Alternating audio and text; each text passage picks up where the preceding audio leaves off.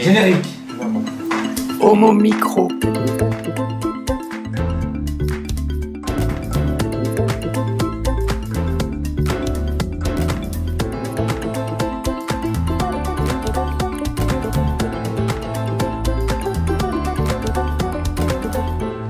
Bonsoir à tous, merci de rejoindre l'émission qui se prend au mot. La première émission LGBT francophone, et là j'insiste parce que c'est vraiment vrai. Alors autour de moi, même peut-être. Certainement même, mais ça reste à vérifier et on le vérifiera. Vous venez d'entendre Éric Garnier qui prend souvent la parole parce qu'il adore le micro. Comment ça va, Éric ? C'est un peu un substitut de quelque chose, j'imagine. Il faudrait que je voie un psy, donc voilà, j'aime bien prendre le micro, j'aime bien, Ouais, voilà. ouais. Un livre, ça va, un livre et un DVD. un DVD. Ce soir, c'est absolument les titres pour nous dire un royal. Alors, un roman irlandais qui s'appelle Des jours sans fin, FIN, même s'il y a eu aussi des jours avec fin, FAIM, pour les héros dont je vais vous parler. Et puis un DVD que notre ami aussi a vu et a peut-être un petit peu moins aimé que moi. C'est Tangerine, un film que j'ai trouvé assez passionnant sur la vie de jeunes femmes transsexuelles à Los Angeles. Notre amie, c'est bien sûr Clémence, qui est porte-parole à l'inter-LGBT, qui revient parmi nous ce soir. Bonsoir Clémence. Bonsoir et merci de l'invitation. Ouais, alors tu vas donc, on va faire un peu le point sur toutes les marches qui vont se passer donc à Paris et en dehors de Paris, en France aussi, et aussi revenir un peu sur la quinzaine des fiertés. Hein. Oui, tout à fait. Et tu rebondiras aussi sur le film que tu as vu, hein, et tu donneras aussi ton point de vue et autres. Hein. Parfait. Merci d'avoir répondu à l'invitation, Clémence. Fabien, comment ça va ? Eh ben ça va bien. Très content d'être là. Il y avait plusieurs semaines, plusieurs mois. Oh là là, m'en parle pas. En tout cas, d'être là. Toujours, Eric dira, mais tu as deux rajeunis. enfants, tu dors pas plus de 4 heures la nuit, et tu es toujours aussi jeune et beau, et tu perds pas tes cheveux, et tu blondis en plus. Il se fait des implants. Non, mais vous êtes pas... Non. Enfin... Non. Il faut pas le dire. Non, faut pas le dire. En tout cas, ça se voit c'est pas. une émission de radio.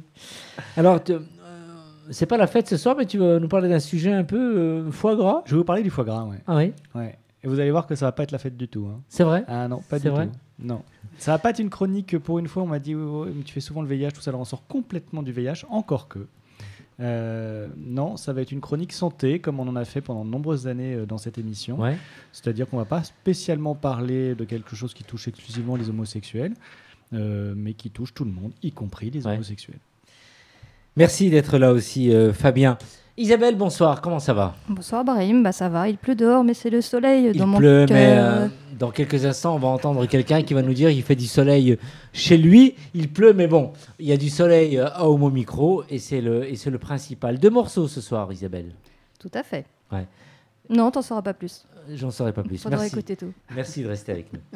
Homo Micro, l'émission qui se prend au mot. Le monde LGBT. Donc, il s'agit d'une chronique nouvelle qui va voir le jour à la rentrée. Alors, je vais faire appel à des journalistes qui sont en dehors de nos frontières, qui vivent à l'étranger, qui ont des choses à dire à propos d'une actualité qui peut se passer sur leur territoire. Ça peut être au Canada, ça peut être à San Francisco, et aussi aux îles Canaries. Alors, nous avons justement quelqu'un qui habite les îles Canaries, un journaliste de formation qui a écrit plein de livres, et qui nous appelle ce soir parce qu'il a plein de choses à nous dire. Il s'appelle Pierre Salducy. Bonsoir Pierre, comment ça va ? Salut Brahim, comment ça va ? Ça va. Merci. Merci. Alors, il pleut à Paris, donc on peut dire qu'il ne pleut pas aux îles Canaries. À Grande Canarie. À Grande Canarie, il ne pleut pas. Il fait Quel temps vous avez ? Écoute, le temps c'est toujours le même ici. Il fait autour de 25 degrés, 25-30, et il y a du soleil, et il fait beau, et les piscines sont ouvertes, et les gens sont en maillot de bain, et les gens se baignent et vont à la plage. Ouais.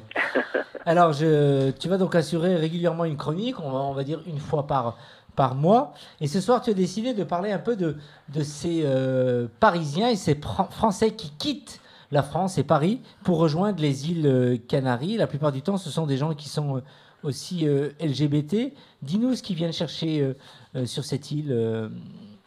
Oui, Pierre. eh ben écoute Brahim, oui, je voudrais ce soir vous parler de l'exil, on peut dire, des Français en général, mais surtout des gays français. Parce que quand tu dis île Canaries, je suis sur une seule île à la fois, c'est Grande Canaria. Ouais. Et Grande Canaria, comme de plus en plus de personnes le savent, c'est la destination gay numéro 1 en Europe. Donc, à partir de là, on a effectivement beaucoup de visites de gays français aussi. Et comme je te disais, ben écoute, depuis 4 ou 5 ans, c'est flagrant qu'il y a un exil des Français en général sur l'île, ils s'installent massivement, toutes sortes de gens. Et dans le sud de l'île, là où il y a la destination gay, il y a effectivement beaucoup de gays. Alors on voit arriver des gens tout seuls, des gens en couple, on voit arriver des jeunes, des familles recomposées et des gens à la retraite. Ouais. Mais c'est un mouvement qui est vraiment vif et on a de plus en plus de gens qui nous contactent tout le temps en disant on veut s'installer, on veut venir. Et c'est ça qu'ils font parce que c'est quand même l'Europe, ça fait toujours partie de l'Europe, donc c'est assez simple et c'est un mouvement qu'on sent très fort. J'ai presque envie de vous demander, mais qu'est-ce que vous leur faites aux gays en France pour qu'ils veuillent tous partir comme ça? Bah écoute, moi je me pose des questions, je me dis à un moment donné, j'aimerais bien rejoindre, pourquoi pas Grande Canaria, ou partir un jour de Paris. Pas pour tout de suite, mais pourquoi pas par la suite. Mais alors, il y a vraiment de tous les âges, de toutes les générations, comme tu dis, mais attends, les gens qui bossent, par exemple, ils sont prêts à finalement quitter leur boulot pour tenter une nouvelle aventure, par exemple, professionnelle à Grande Canaria, c'est possible absolument. Ça et c'est de ça dont on parle. Ouais. Quand on change de pays, quand on change de ville, ça n'est pas pour continuer la même vie en général. Les gens, ils veulent changer. Alors effectivement, arriver ici, ça sous-entend un changement souvent radical au niveau professionnel. Les gens, ils nous disent parfois, ils avaient un métier en France, enfin, ils avaient généralement un métier en France, et quand ils arrivent ici, ils changent tout. Ouais. Et en principe ici, tu ne deviens pas fonctionnaire quand tu viens vivre dans un pays étranger comme ça, évidemment. C'est généralement pour créer ton propre commerce ou te lancer dans des services, mais un travail autonome là. Ouais. Et alors, donc les gens, ils arrivent ici, ils recommencent leur vie et il y a toutes sortes de profils. Il y a des gens qui ouvrent des bars, il y a des gens qui ouvrent des restaurants, il y a des gens qui ouvrent des hôtels ou des bed and breakfast. Il y a des gens qui se lancent dans des services comme par exemple infirmiers. Et en plus, comme la communauté n'arrête pas de grandir ici, on a maintenant de plus en plus de besoins.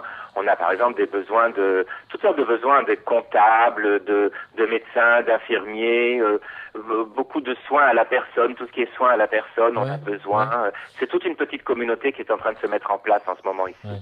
Des femmes et des hommes, tout confondu? En tant que destination gay, c'est surtout des hommes qu'on voit arriver. Ah ouais. Ouais. Et là, il y a une explication à ça ou Mais traditionnellement, la communauté gay ici, c'est organisé au masculin. C'était des hommes qui étaient là, et les femmes sont plus dans le nord de l'île. Ouais. Donc moi, comme je suis au sud, je peux pas tellement parler du nord, mais c'est plutôt des hommes qu'on voit arriver ici. Il n'y a pas beaucoup de lesbiennes réellement. Pour ceux qui ne connaissent pas Grande Canaria, donne-nous un peu, fais-nous un peu rêver, dis-nous un peu comment on vit à Grande Canaria. Donc il y a bien sûr une énorme grande plage. Toutes les îles, c'est très cool, très relax.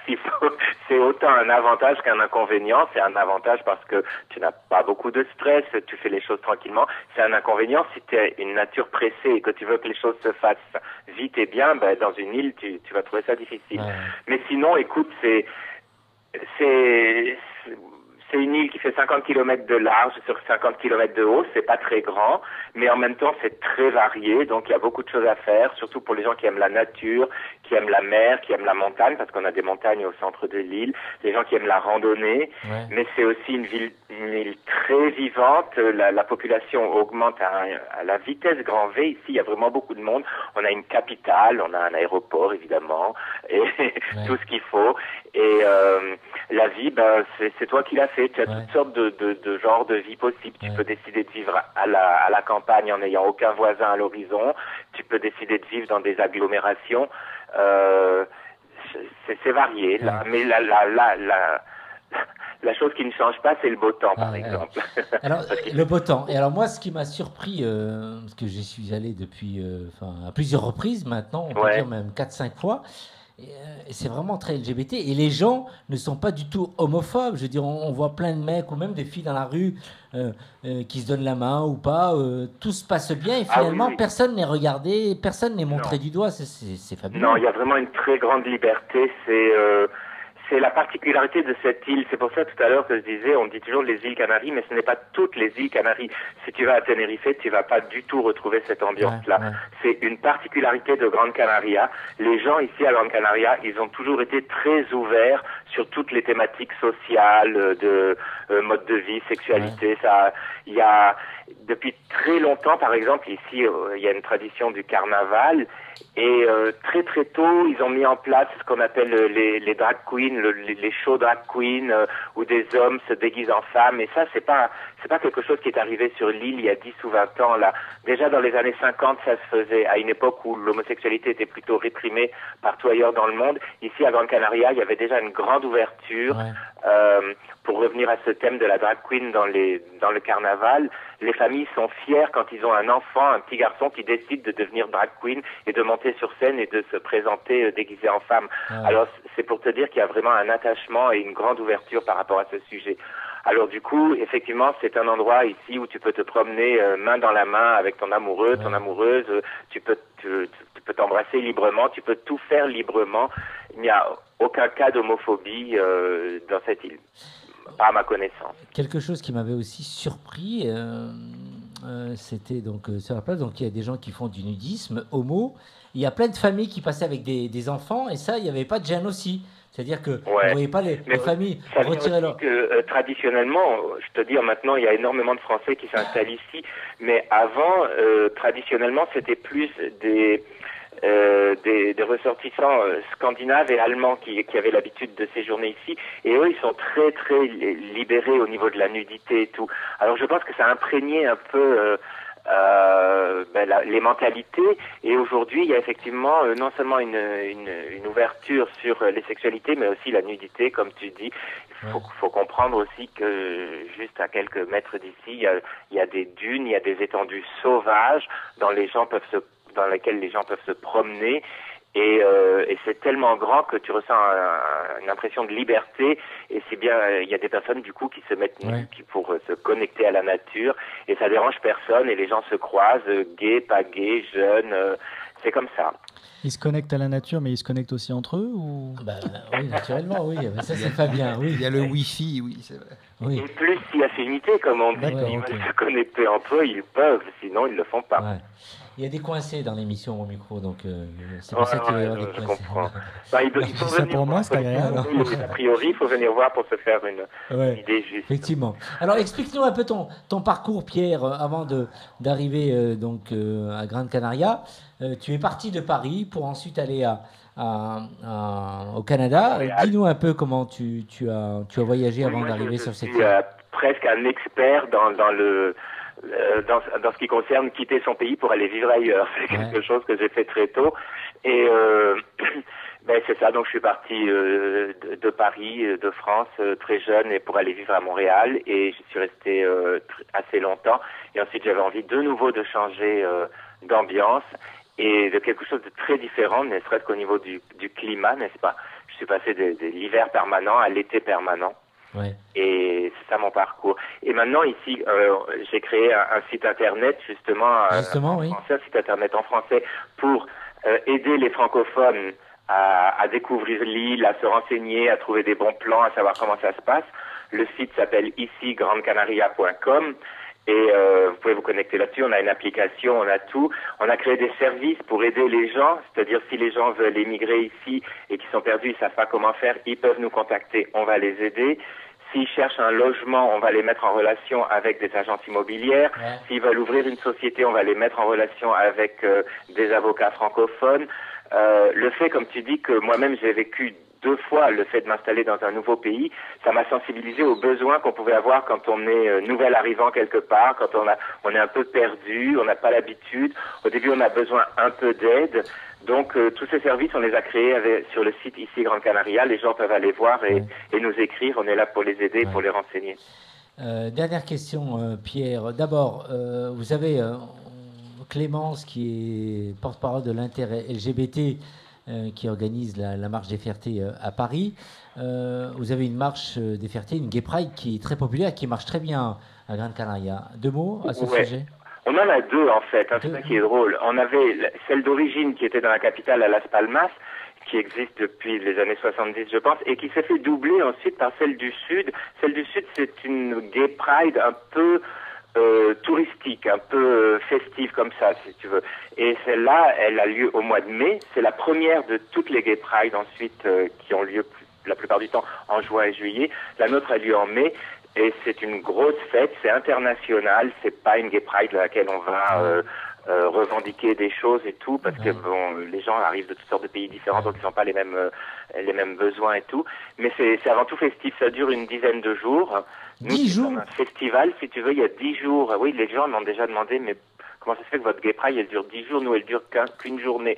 Bon, ben, c'est parce que pendant 10 jours, il y a des fêtes, il y a comme un festival, il y a des concerts, il y a des animations, il y a des fêtes un peu partout. Et le 10e jour, il y a la parade dans les rues de Playa de Ingles. Alors justement, Clément, c'est vrai que 10 jours de marche des fiertés, de Gay Pride à Paris, c'est inimaginable. Mais non, c'est pas imaginable, puisqu'on a la quinzaine des fiertés. Oui, c'est vrai, on en reparlera tout à l'heure.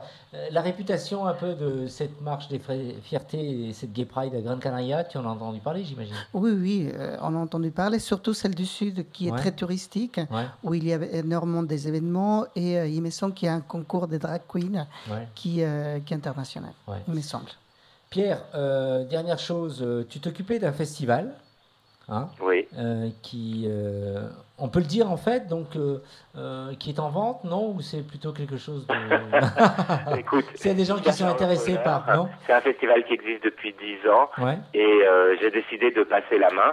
Alors s'il y a des gens qui sont intéressés, qui veulent se créer une nouvelle vie à Gran Canaria en gérant un festival gay en plein été, qui marche du feu de Dieu, qui attire plein de gens et qui rapporte beaucoup, c'est effectivement une occasion. Merci Pierre. Eh bien écoute, un dernier mot pour finir? Non, je voudrais juste inviter les gens à venir nous voir. Les îles Canaries, tout le monde en a entendu parler, tout le monde n'est pas venu voir. Il y a des gens qui ont des a priori et c'est bien de venir vérifier sur place. C'est une ville où c'est un endroit où on peut autant s'amuser, se divertir, se cultiver, découvrir. Il y a des musées, il y a de l'art, il y a de l'opéra, il y a des cinémas, il y a tout ce qu'il faut. Alors ça vaut la peine de venir voir ce qui se passe ici. Merci de nous avoir fait rêver et voyager, et à très vite pour une prochaine chronique, Pierre. C'est un plaisir, Brahim. À bientôt, on t'embrasse. À bientôt. Merci. Bonne fin de journée à tous. Merci, au revoir. Homo Micro, l'émission qui se prend au mot. Clémence, nous allons revenir un peu à la marche des fiertés, mais avant la quinzaine des fiertés, comme on le disait tout à l'heure quand Pierre Salducy s'exprimait et intervenait.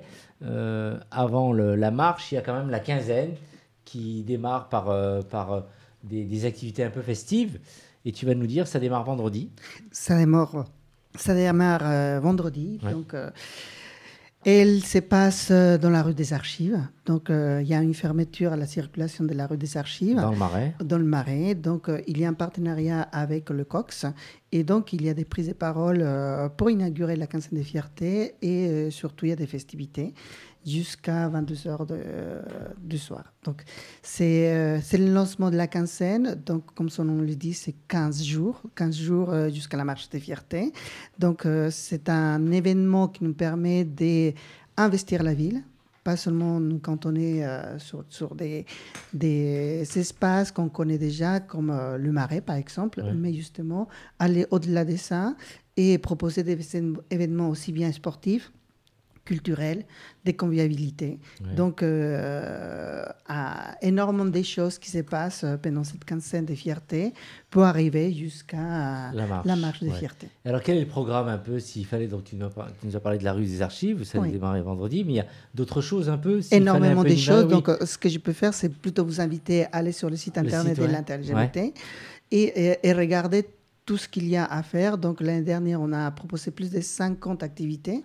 Donc, cette année, on continue à proposer énormément d'activités, et très variées, en fait, afin que chacun puisse trouver des chaussures à son pied. Vous avez demandé, en fait, aux associations de réagir et de faire des propositions aussi. Tout à fait. Ces 15 jours d'événements sont proposés par les associations, mais aussi par des commerces. Donc, il y a un dynamisme qui est montré par les associations pour montrer ce qu'elles font pendant toute l'année, mais qui se concrétise aussi pendant la quinzaine des fiertés, où ils vont proposer des événements pour le public.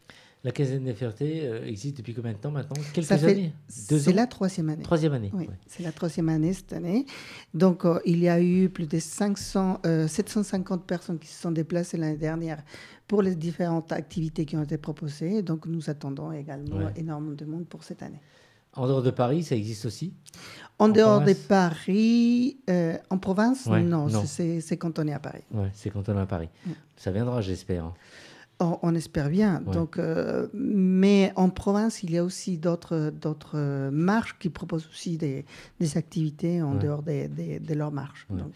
À propos de marche, donc, la date de la marche des fiertés, elle est programmée le samedi 30 juin. 30 juin. Dernier samedi de chaque mois de juin. Ouais. Donc, quelque chose qui est historique, qui fait appel à notre histoire commune, c'est-à-dire le fait de lutter pour nos droits. Donc, c'est quelque chose d'historique. Il y a eu une année où cette date a été déplacée dans un contexte de sécurité. Mais nous revenons aux sources. Nous continuons à réclamer à ce que cette date reste symbolique et que la marche se fasse autour de ces derniers samedis de juin. Le mot d'ordre de cette année, c'est? Alors, le mot d'ordre, c'est les discriminations au tapis. Dans le sport comme dans nos vies. Et donc, c'est important les sports, mais aussi dans nos vies. Donc, le sport, pourquoi? Parce qu'on rappelle que malgré les avancées des droits qu'on a eues, on continue à avoir des discriminations dans le quotidien, y compris dans le sport. Donc, quand on voit les difficultés que des personnes ont pour accéder, pour exercer une activité sportive, ça doit nous interpeller. Mais pas seulement dans le quotidien, on le voit aussi avec les instances internationales. On le voit avec des institutions internationales qui donnent certains pays homophobes, clairement homophobes, LGBT-phobes, comme la Russie, qui leur donne justement la Coupe du Monde qui leur donne la possibilité d'avoir une scène internationale alors que les droits humains sont bafoués. On en est où justement? Il paraît qu'ils sont prêts à faire des efforts. On en est où justement aujourd'hui en Russie? Donc la Coupe du Monde qui va démarrer dans quelques jours. Alors faire des efforts, ça ne veut rien dire en fait en soi. Parce qu'il y a des lois clairement homophobes dans ces pays-là. Il y a une purge qui s'est faite en Tchétchénie, qui fait partie de la Fédération russe. Faire des efforts, en fait, en soi, ça ne veut rien dire. Simplement, ça veut dire qu'on veut étouffer des affaires. Et quand on voit comment les milieux radicaux d'extrême droite sont mobilisés en Russie pour aller chercher les supporters LGBT dans les tribunes, puisqu'il y a eu des menaces. Donc, on voit bien que c'est une hypocrisie de dire on va faire des efforts. Et des efforts sur quoi?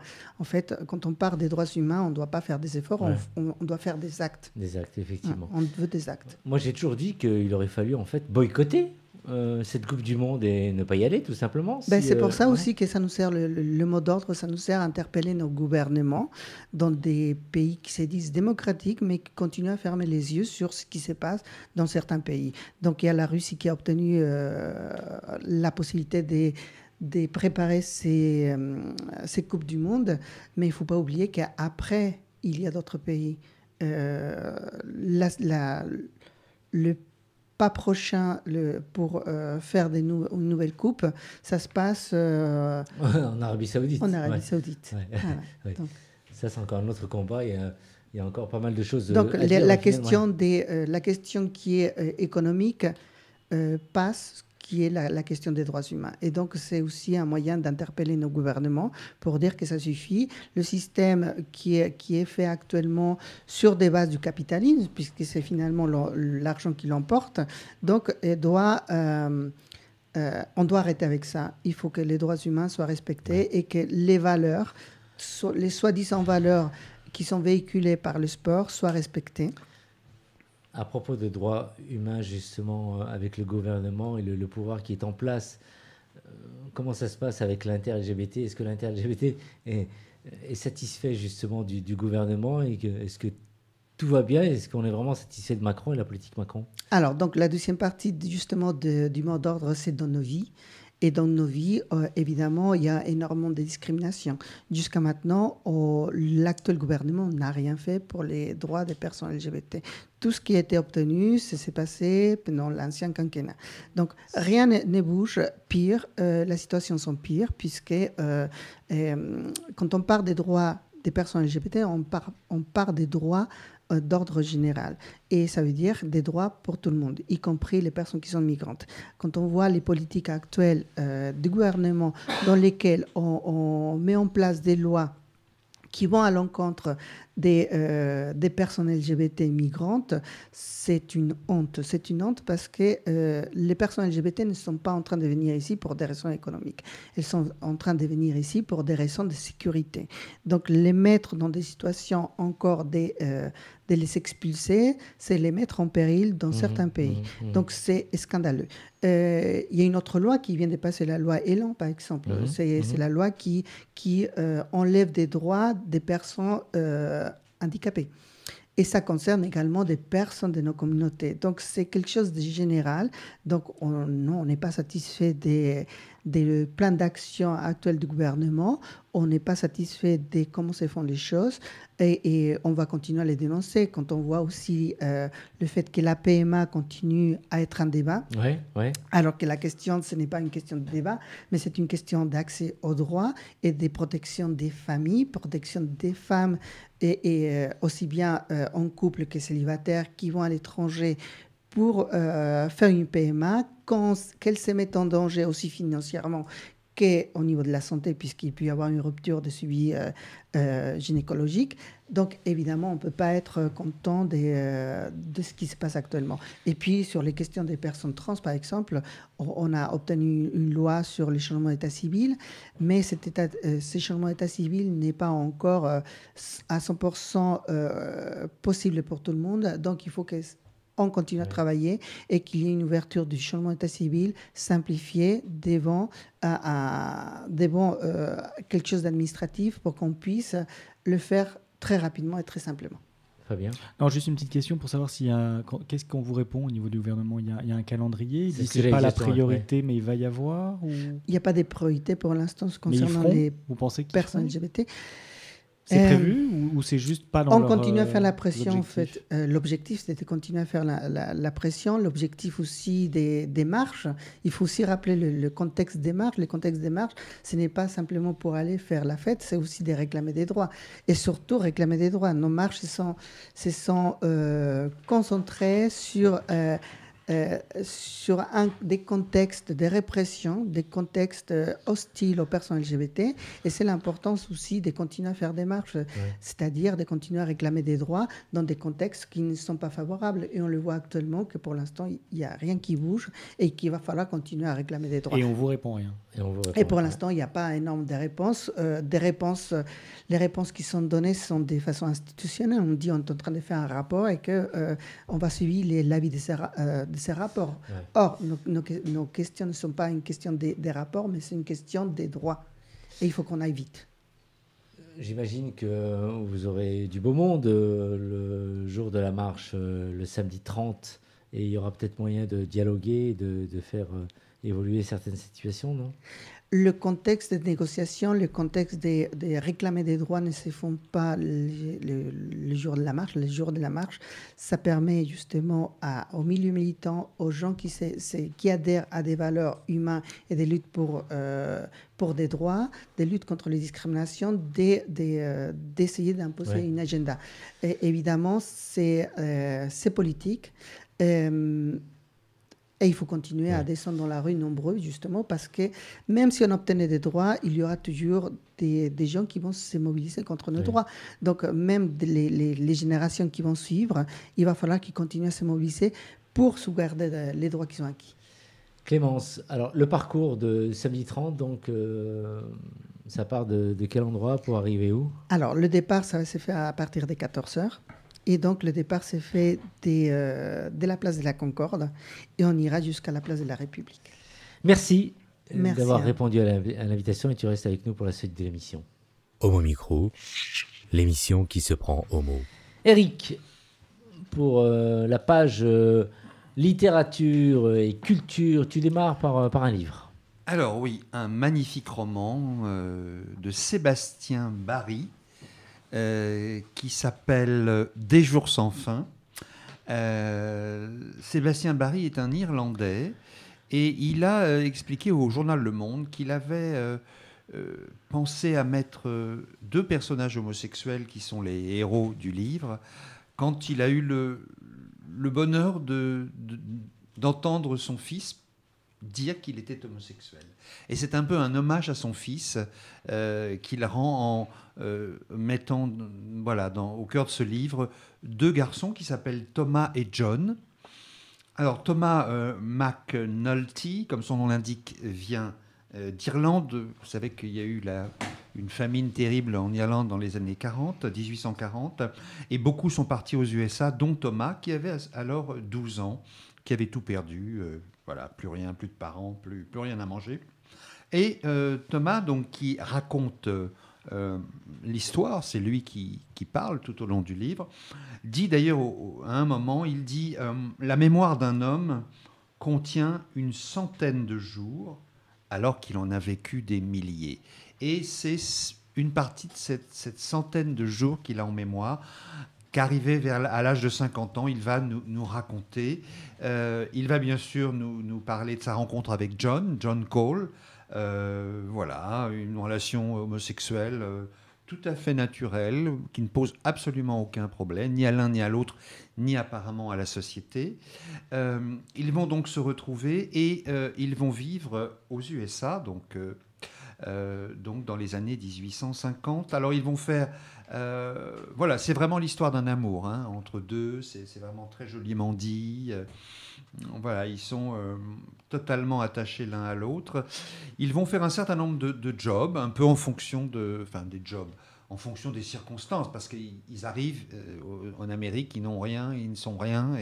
Alors ils vont commencer par être travestis en danseuses de saloon, donc, et ils vont avoir un succès fou, tous les deux, John et lui, grimés et avec des robes, etc. Et il raconte que tous ces hommes qui étaient des gens qui venaient des chantiers, des mines aux alentours, savaient parfaitement qu'ils étaient deux hommes, mais pendant l'espace d'une soirée, finalement, étaient très heureux de danser avec des femmes, même si elles ne l'étaient pas encore tout à fait. Alors, ensuite, ils vont chasser des bisons, et le gros morceau, et là, c'est qu'ils vont être pris en tant que soldats dans la fameuse guerre de sécession, qui va massacrer de nombreux Indiens. Et c'est raconté tel que ça se passe. Ils sont pris là-dedans, c'est pas forcément à leur honneur, mais parfois on est dans des histoires qui vous dépassent et on se rend compte donc des horreurs à la fois pratiquées contre les Indiens d'Amérique et aussi les conditions de vie terribles de ces soldats qui tuent certainement beaucoup, mais également ont une vie absolument pas enviable. Alors, si les horreurs sont un peu la dimension un peu nationale de ce roman, mais également il y a la beauté de certains paysages du Grand Ouest, et il y a surtout, ce que j'ai adoré dans ce livre, c'est que va se créer une famille. Bien sûr, John et Thomas sont déjà un couple, mais ils vont adopter une petite indienne dont les parents ont été massacrés, bien sûr, une petite Winona, et il va dire d'ailleurs que c'est la reine de ce paysage incroyable. C'est leur vie, ils vont tout faire pour cette jeune enfant. C'est une forme d'homoparentalité avant l'existence du mot. On les voit vraiment, tout est pour elles. Enfin, c'est même bouleversant de voir ces hommes qui leur vie, c'est ça. Je n'ai jamais ressenti une joie aussi puissante et pure, disent-ils. Il dit ça, surtout lui, à la fin, quand il va retrouver, après toute une série de péripéties, son John et sa Winona, et il dit « Je n'ai jamais ressenti une joie aussi puissante et pure ». Et c'est presque, je pourrais dire, ce que je pourrais dire de la lecture de ce livre. Je ne peux pas dire que j'ai jamais ressenti une joie aussi puissante et pure que celle de lire ce livre, mais dans les livres que j'ai lus, c'est vrai que celui-là, pour toute une série de raisons que je vous laisse découvrir, à la fois le mélange de grandiose et d'intimisme, de poésie et de crudité, les personnages, surtout Thomas est un personnage auquel on s'attache énormément. Donc vraiment pour toute une série de raisons.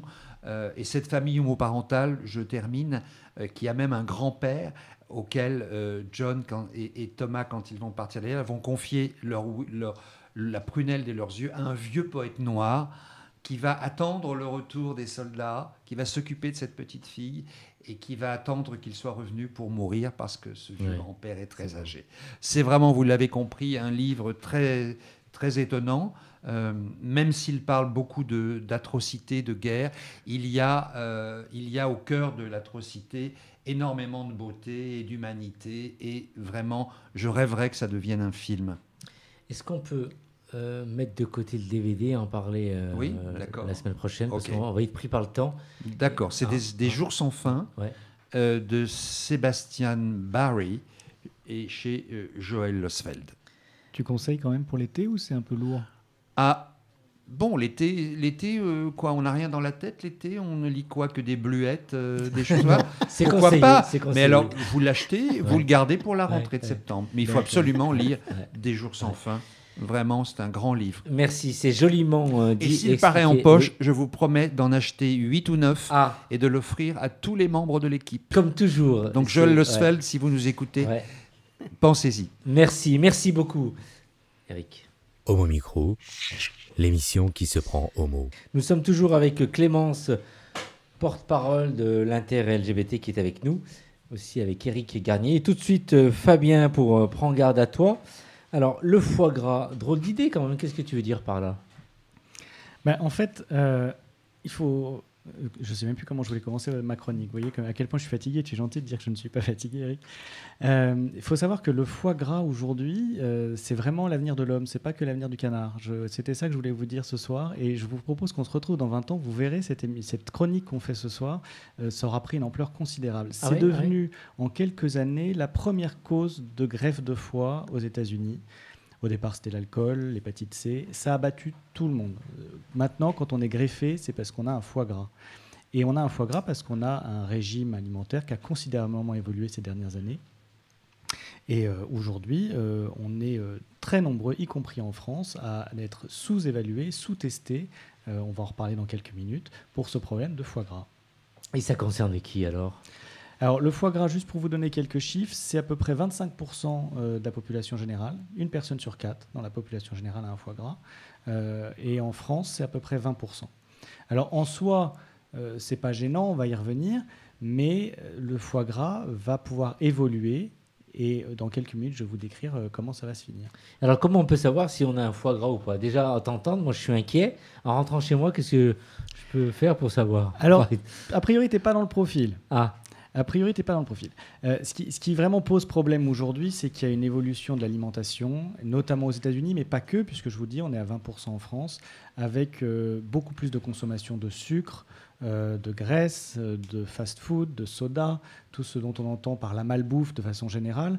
On l'entend beaucoup en disant prise de poids, ok, il faut faire attention, mais on ne se rend pas compte à quel point il y a de nombreuses répercussions à cette prise de poids.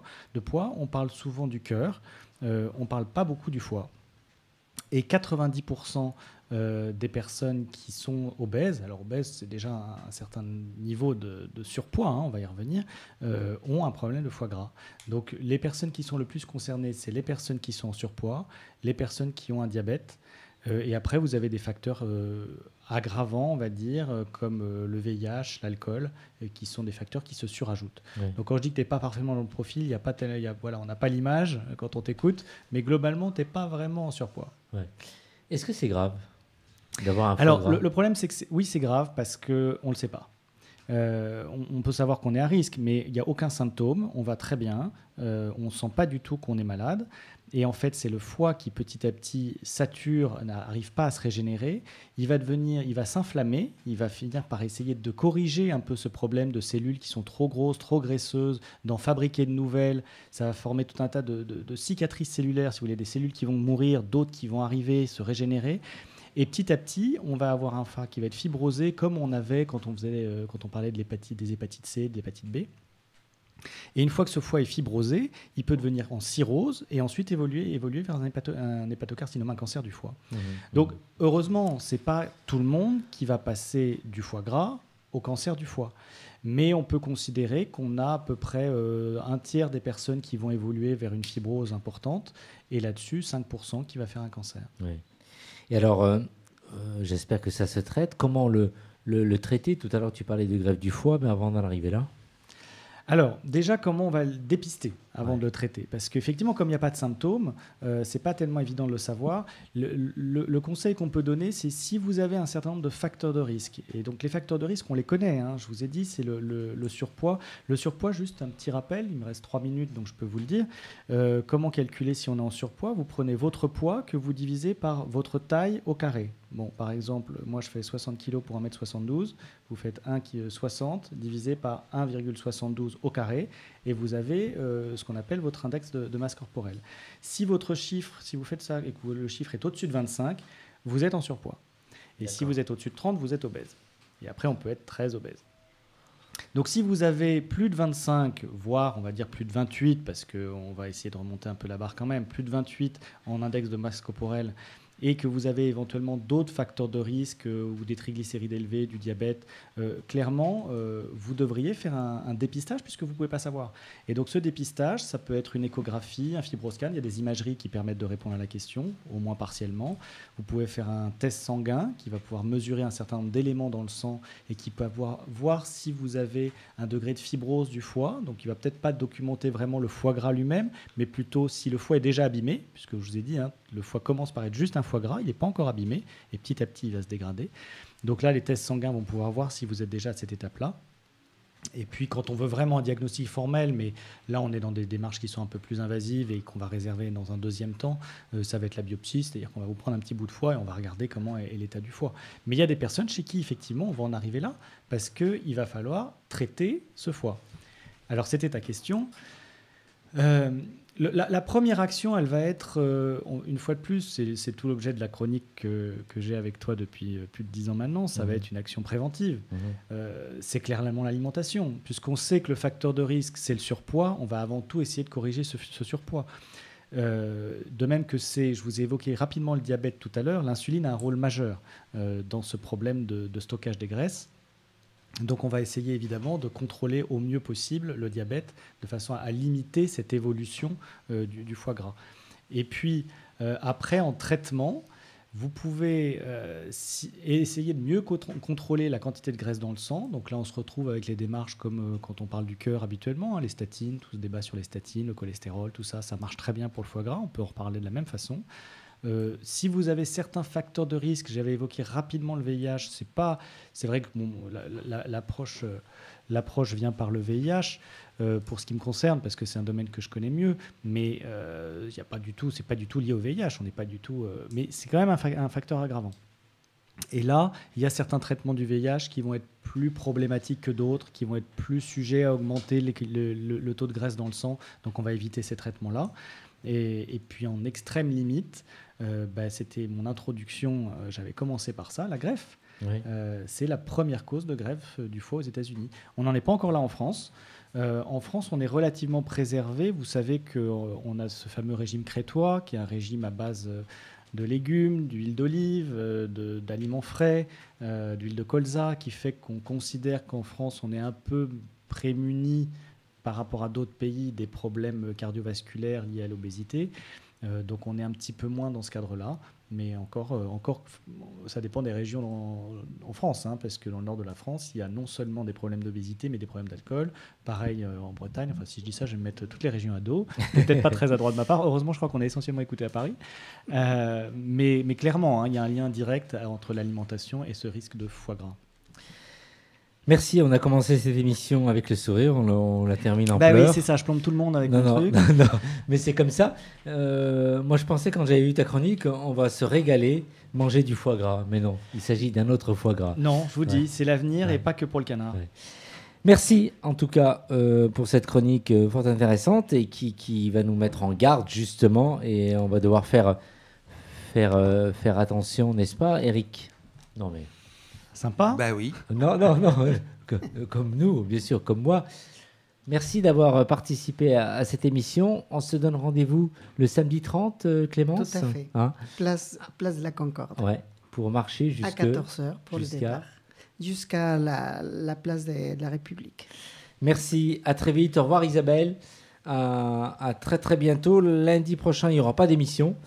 On se donne rendez-vous dans 15 jours si tout. Bah oui, si parce que je tout- pars en vacances. Si tout va bien. Bonnes Isabelle vacances, va Isabelle. réaliser Ah, je des suis sujets au Canada. Voilà, c'est ça. À Avec très plein de sirop vite. d'érable. On vous embrasse. On au vous revoir. embrasse. Merci. Homo Micro.